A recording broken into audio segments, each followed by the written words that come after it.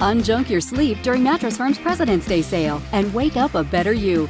Shop Tempur-Pedic, the most highly recommended bed in America, and save up to $500 on adjustable mattress sets. Plus, get a $300 instant gift good towards sleep accessories. We've got your perfect bed in stock for immediate delivery and with a low price guarantee, so you can rest assured you're getting the best price. Only at Mattress Firm, the #1 Tempur-Pedic retailer. Restrictions apply. See store for details. If your dreams don't scare you, they're not big enough. Ellen Johnson Sirleaf. Hey, you!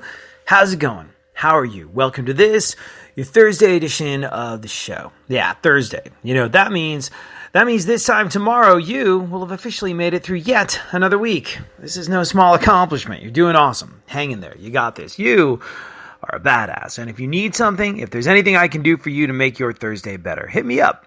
I'm here with you. I'm here for you. At ADSXE. It's where you can find me on Instagram, Twitter, and Facebook at ADSXE.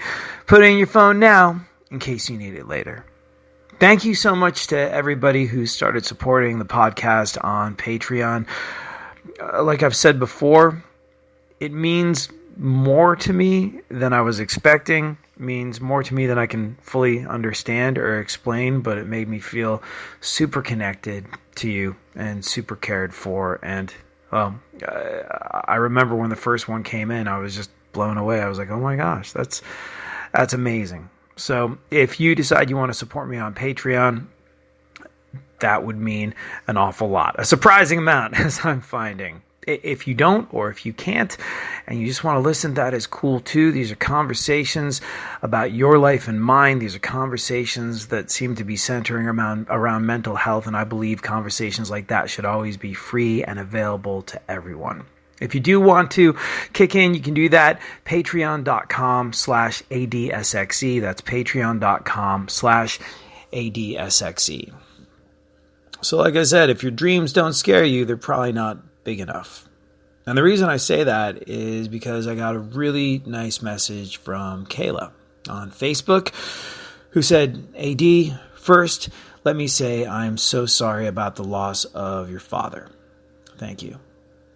Your stories of the last few months and everything you did for him to bring him home made me realize that I should spend more time with my parents and tell them that I love them every chance I get.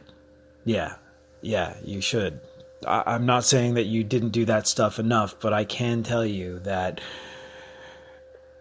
telling someone you care about them when they mean something to you, telling the people that you love that they matter today, I don't think there's any way you're ever going to regret that. And I know they won't. Like the old expression goes, you want to give them flowers while they're here, not when they're gone. So I'm really, really glad that me sharing my experience with my dad has made you double down on telling your folks that you love them and spending more time with them. That's awesome. That's yeah, that means a lot to me. Thank you. Kayla goes on to say, I miss you on the radio so much, but I love this podcast. I just signed up to support you on Patreon. Thank you, actually. So you're that Kayla. Okay, thank you very much. Like I said, it means a lot. My question for you is this. How did you wind up doing what you do? I get this one a lot. Kayla says, I have a good job. I work in the mortgage business, and it's been one of my best years yet. My job is safe. It's secure. It's nice helping people buy their homes. That's a good feeling. But this is not what I wanted to do with my life. I don't know exactly what I want to do, but this isn't it. The reason I ask you, plain and simple, is because I wish my life was a little more like yours. I don't want to be a radio DJ or anything, but I want to do something different. Years ago, I met you once out at Scout Bar. For those that don't know me from the show I did on the Buzz in Houston, Scout Bar is a great venue out in the Clear Lake area, and many a badass night was had there by me. I used to be out there every single Sunday night hosting. Kayla said, your band had just played with Smashing Pumpkins, and there you were on stage again, hosting a night at the club. I talked to you And you seem so down to earth and easygoing, like an ordinary person that just happened to be doing some extraordinary things. But how did that happen? Where did you get the courage to do all this crazy, interesting stuff? Did you go to college for any of it? Kayla. So it's funny you should mention that particular weekend, Kayla, because I remember it. I remember it really, really well. At the time, I was working for SiriusXM. I was on Alt Nation and Faction on SiriusXM. I was also working for 94.5 The Buzz in Houston. I might have been on some other stations as well. They hadn't started to spread us around the way they did in later years. But I was doing all that. I think I'd done something for Fox TV. I had a TV show at the time as well. I just played with Smashing Pumpkins and Jimmy World. And this was all in one weekend. It was nuts. It was crazy. And there I was doing a club appearance right after. And it's funny you should point to that weekend and go, I want to do something more like that, because I remember at the time going, this is a little too much. I got to narrow it down and focus on some stuff. I've got too many plates spinning in the air, and I'm going to drop one. And it's time for me to decide what the hell I want to do with my life. So, grass is always greener and all that stuff. But that weekend was amazing. It was incredible. And it made me feel like, okay, enough is enough. I got to figure out what it is I want to do. And I decided what I wanted to do really was focus on radio. And it wasn't that I didn't love making music and I didn't love playing with some of my favorite bands. Getting to play with Smashing Pumpkins and Jimmy Eat World that particular weekend was insane. I am a huge Jimmy Eat World fan. It meant an awful lot to be able to share the stage with them and to say, hey, this is really cool. And at the time, I was in this band, and it wasn't the band that I sort of made my way in the world with, the one that I joined when I was still in England, the one that got a record deal and went around the world and made albums and toured and all that sort of stuff. This was another band that I was in because I love music and I love playing live, and we were starting to get little nibbles from record labels at the time. We were getting some airplay, and well, there were people sniffing around us, and a couple of record deal, what they call deal memos, had started to come through, where it's like, hey, this is our proposal for a record deal. Are you interested in taking it further? And I remember looking at him going like, this is not like the good old days when I got my record deal right before downloading completely changed the face of the record industry. This is a significantly more Spartan operation that involves eating a lot more peanut butter sandwiches. This is something that is a lot of vans and no tour buses. And it's a tough road to hoe. And as much as I love playing music, I don't know if it makes sense to spend 12 hours in the back of a van for 45 minutes on stage. That was something I did when I was, 18, and it was great. But, I was a bit more of an adult at that stage in the game. I think that was about 10 years ago, this weekend you're talking about. But anyway, that weekend made me feel like I got to focus. I got to drop some things before I got to drop some things on purpose before I drop them accidentally. So, if you're looking at a weekend like that going, I wish my life was more like it. It was fun and it was interesting and it was crazy. And I do remember that weekend, and I do remember going, man, that's nuts. But I also remember that being sort of not my breaking point, but my point where I was like, something's got to give. So I decided to let playing live in a band go. I decided to let the television show I was working on go. And I just gotten an offer of a development deal from some legit TV company. And I was like, this is not really what I want to do. I want to be on the radio, and I need to put 100% of myself into doing radio, and I need to focus on that. And the answer is no. No, I didn't go to college for any of this. Now, if you're looking to, I definitely relate to what you're saying, because I took the road less traveled. When I was a kid, somehow I lucked out and I got really good I scored really well on my SATs, and I got this thing, the National Merit Scholarship, which meant, hey, you filled out, the little boxes correctly, so we're going to give you money to go to college. And I got a free ride to Tufts University and New England Conservatory of Music, and I did not go, much to the chagrin of my parents. I was in this band, not the one you might have seen me in, but one previous to that when I was still living in England, and that band got a record deal, and I found out that if you offer a teenage boy a choice between a dorm room and a tour bus, he will take the tour bus every single time. And that sort of, took me around the world and put me here in America. I'm American, but I grew up in England, and when all that came to a screeching halt, when Seagram's bought Polygram and all of a sudden we didn't have a record label and we had a song in the charts and they told us that we had to bring the tour bus home because it was all over, that made me figure out some stuff. So like the craziness and the stuff that you see and the doing these things that are not necessarily following a traditional path, certainly not the way that any of my friends from high school did stuff or other people in my family did stuff. That wasn't like on purpose. That was a matter of survival. I was forced to piece together a life out of kind of nothing. I decided I needed to eat and pay rent, and so I started DJing. I started DJing anywhere I could play music.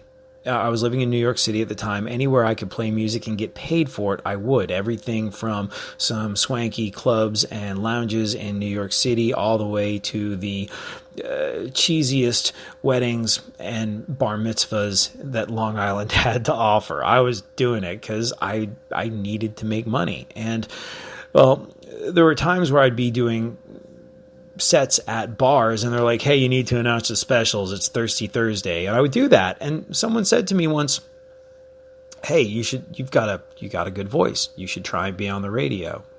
And at the time I was pretty aimless. I didn't know what I was doing. Like I said, I was just trying to survive, eat and pay rent. And I remember someone had told me, you got to figure out what your gift is, what your gift to the world is, and just pursue that. And I thought about that. I took that to heart. And I thought, I think my gift is my voice. Whether I'm singing on a record or singing live or whether I'm talking to people, there's something about communicating with others, specifically communicating with my voice, that, well, if I have any kind of a gift, maybe that's it. And I better be gifted at it because, I was at that age where all my friends that I did go to high school with, they'd all graduated. They were getting out of college and had degrees and had real jobs and new cars that ran and paychecks. And I didn't have any of that stuff. I was literally scraping together whatever kind of life I could. And I was like, all right, I got this notion that if I had something to offer the world, it was my voice, and I needed to go 100% into that. Cut to a buddy of mine who'd been in radio for many years, a guy who you might know if you listen to him in Houston, you might know if you listen to him in New York City, you might know if you listen to him on Faction, a guy called Will Pendarvis, who was like a really good friend of mine, said, you should be on the radio. It's easy. Just here's how to make a demo. And so I did. And, well, it got into the right hands of someone at the Buzz in Houston, and it got into the right hands of someone at Sirius XM. And I got one crappy overnight weekend shift a week, and kind of have been trying to weasel my way up ever since. And really it came out of necessity. I thought when being in a band came to an end, I would go to college. And then I realized, I can't. There's no money for that. I mean, I could figure it out. But then I was also thinking to myself, gosh, what did I want to go to college for? To be a musician, to be a professional musician. That's why I was going to go to New England Conservatory of Music. And, well, I'd already sort of done that. And the other thing I wanted to learn how to do was be a journalist, be a writer. And here I was on the verge of kind of sort of doing that as well. And I was like, I could, scrape up money somehow and get myself back to college and study journalism and music. But I've done the music, and I have a shot at doing the journalism part, the media part, the radio part. So doing all this weird stuff, I guess, came from two different things. It did not come from going to college. It came from a need to survive and, well, a decision that I made, foolhardy and ridiculous and pie in the sky dreamer as it seemed at the time.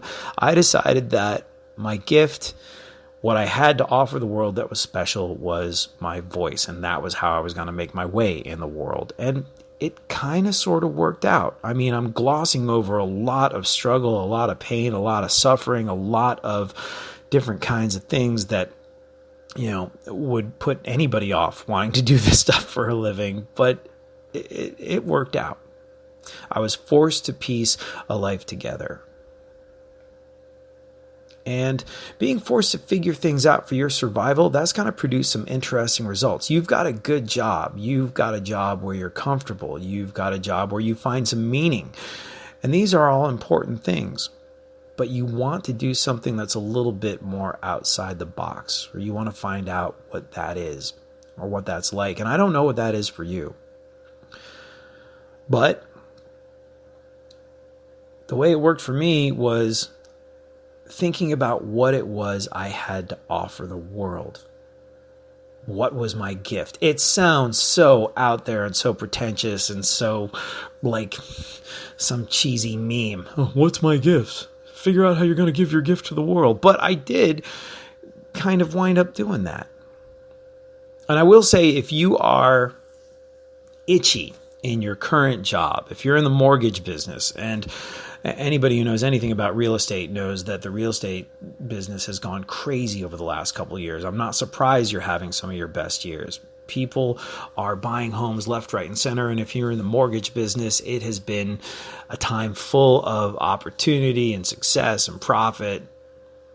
But if you're having all those things and you're still kind of wishing to do something different, I'd say that's an important step.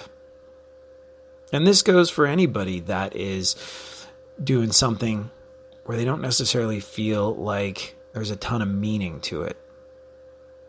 If you're itchy, if you're looking to do something more, something different, something that takes you outside of the life that you're living now, that's a good sign. It means you're motivated. A lot of people would take a comfortable, easy existence where they genuinely felt like they were creating some value the way you do and be cool with that. And if you still feel like you've got some stars you want to reach for, that's a good thing. Now, there is that line, that famous line, if your dreams do not scare you, they're not big enough. And that comes from a woman called Ellen Johnson Sirleaf.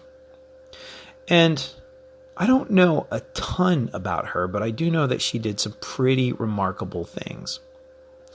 She is from Liberia, and she was an economist who was president of Liberia for, I think, over 10 years. And she stands out because she was the first woman to be elected head of state of an African country. And I think she also, let me see here.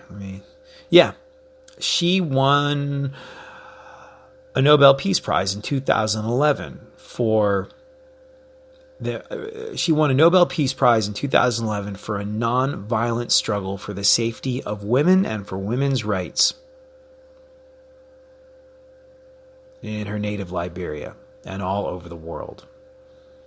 If your dreams do not scare you, they are not big enough. So it's good that you're dreaming big. David Bowie once said that you do your best work outside of your comfort zone. Anytime you're uncomfortable, anytime you are doing something that challenges you, anytime that you are doing something where you're like, oh, I'm not good at this. This is awkward. People are going to see me be awkward and not good at something, and I risk failing. Well, that's where I think a lot of the best things happen. I don't know what's going to happen with me next. I was in my previous job for 17 years. But besides the fact that it came to an end while I was in a foreign country looking after my father, and I needed to give myself space to look after my father, I feel like a big part of the reason that I am out there now betting on myself, not necessarily knowing what's going to happen next, was because I was hungry for some growth. I was really, really fortunate to do what I did for as long as I did it. But I got, like you, itchy and uncomfortable and felt that somehow, somewhere, some way, there was more. And Kayla, or anyone else, if you hear that inside of you, don't ignore it. I'll say it one more time. If your dreams do not scare you, they are not big enough. That is it for me. Thank you so much for hanging out. Thank you for being a part of my radio family. As always, this time that you and I spend together, it's the best part of my day every single day. I'll be back tomorrow. We'll do it all over again. Have a great one. Later. 15 minutes could save you 15% or more. Wait a minute. I've heard that before. That's the note Jeremy wrote to me in my yearbook in the 6th grade. How'd you even know that? Because it's from Geico. Yeah, wait, here it is. Dear Luke, have a great summer. P.S. 15 minutes could save you 15% or more. Love, Jeremy. Geico's had this tagline for years, because we help save people money. So wait, you're saying Jeremy copied you? Yeah, that actually does sound like something the J-Man would do. Geico. 15 minutes could save you 15% or more. Enjoy basketball, soccer, and all your favorite sports like never before at BetMGM. Sign up using bonus code CHAMPION and your first wager is risk-free up to $1,000. Plus, when you register with BetMGM, you'll get instant access to a variety of parlay selection features, live betting options, player props, and daily boosted odds specials. Download the BetMGM app today or go to BetMGM.com and enter bonus code CHAMPION and place your first wager risk-free up to $1,000. Now you're winning with the king of sportsbooks. Visit BetMGM.com for terms and conditions. 21 years of age or older to wager. Washington, D.C. and Virginia only. New customer offer. All promotions are subject to qualification and eligibility requirements. Rewards issued as non-withdrawable free bets or site credit. Free bets expire 7 days from issuance. Please gamble responsibly. Gambling problem? Call 1-800-522-4700.